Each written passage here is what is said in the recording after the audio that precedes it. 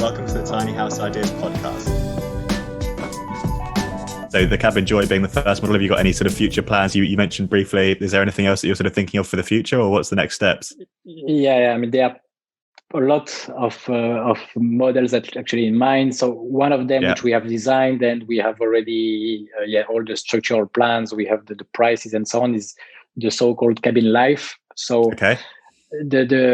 the house itself is, I mean, it's still tiny. It's not mobile anymore the way we imagine it, because it's 10 meters by 3 meters wide. So, it's a pretty big space. It's following exactly the shape of the Kab'inn Joy, but the difference is that it has 2 separate bedrooms. So completely separated from the main living area. The main reason for this house is that, again, it's because of the process people are in currently. Many of them are willing to downsize and get into tiny houses, but some of them have families also, and they are not ready yet to go into a 20 or 15 or 20 square meter space, which is completely understandable. So this is kind of alternative, still being tiny.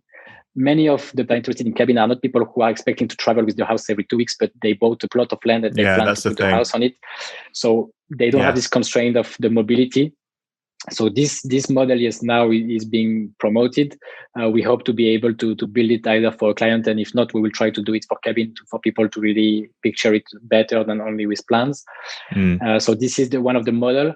I wanted to work into some, home office. I mean, in the current context, it is something which is kind of trendy. So I'm also thinking about this option. And now, speaking about what I was saying, try to find some flexibility and a bit of not compromises, but a bit of doing something which can adapt to more needs and more wishes. We are working actually on even smaller version than the Joy. Amazing. Which is really way more optimized and combine elements with the possibility of a loft bed. So with a lot of options on it, let's say. And so this is the tricky one now. I don't know yet how it will be called, maybe Kab'inn Freedom. It's not clear yet. And I believe that this is a model which can also help people to jump into this, because Kab'inn Joy, Kab'inn Life, and other tiny houses on the market they are at a significant price. It's not just something you decide like this. It has a cost. It is an investment for all the people. So it's not a decision that you can take like this.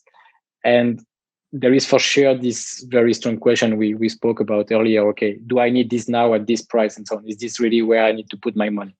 And this idea of this new model, Kab'inn Freedom, is really to have something that maybe will be less sophisticated in terms of design or materials and so on, in order to have a way lower price, to be something that way more people can afford, or at least something that they can consider that, okay, I can afford to make myself this gift of buying a small house for the weekends, because the price is not so significant. So we will try to push quite a lot on the price to optimize it in a way for the people who have this doubt, to say, okay, look, this one is offering you everything you need to either go in the weekends, or if you are really ready to live in a 15 square meter space to live inside it. But at least you can kind of try to do it without having a huge investment. So it's like, I don't know, it's like an entry model, something that people can even start with. And then once they are convinced, they can maybe, invest in something bigger or more optimized or more design and so on, and somehow sell this first house to someone who is at the beginning of the process. It's a bit the way I see it. So this is something that we are working on now, and which should come out pretty quickly now. Amazing. And outside of the models, of course, we are also trying to diversify a bit the service, because right now we are selling only turnkey houses, so everything is ready inside so that you can move in.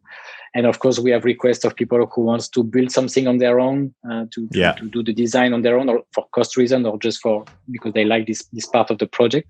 So we will also try to sell houses which will be like, weatherproofed. You will have all the structure, the insulation, the walls, and so on, but the interior design will be up to them.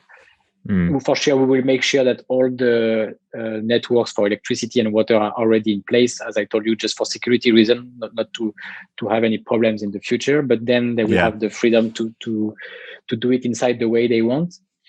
And we will also have a version where you will have the core equipment, let's say the kitchen and the bathroom, but the rest again will be up to them. So more flexibility also in terms of delivery, again for cost reason or just for the wish to do it on your own. Yeah. So it's a lot of things. For this year, we want to have this platform online where you can configure it on your own, and directly do your project through the platform and get a price and a plan. So this is also a bit tricky. And of course, one of the big plans for the year, it's going back to what we were saying earlier with this hashtag Time for Tiny. I really want to push in this direction, especially in the current context where people are a bit worried about the future, so they are kind of reluctant to invest and at least make projects right now.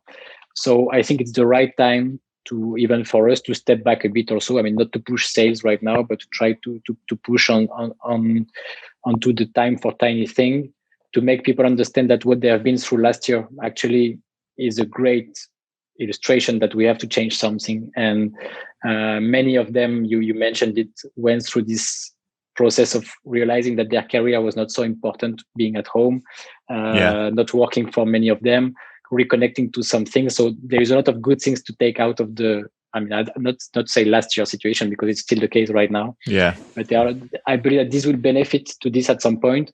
And again, it is our role as builders right now to take part of this, of making people understand that they can go through this process now. And I think that the focus of sales should be somehow later on in the year, once people are feeling a bit more confident and that we help them go through this process. So big part of the focus will be on this also, for sure.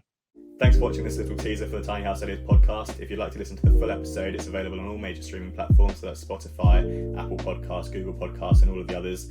Alternatively, if you'd rather watch it sort of in a video format like this video has been, then that's available on Patreon. Just search for Tiny House Ideas. So thanks again for watching. Please do check out the full episode, and thanks again.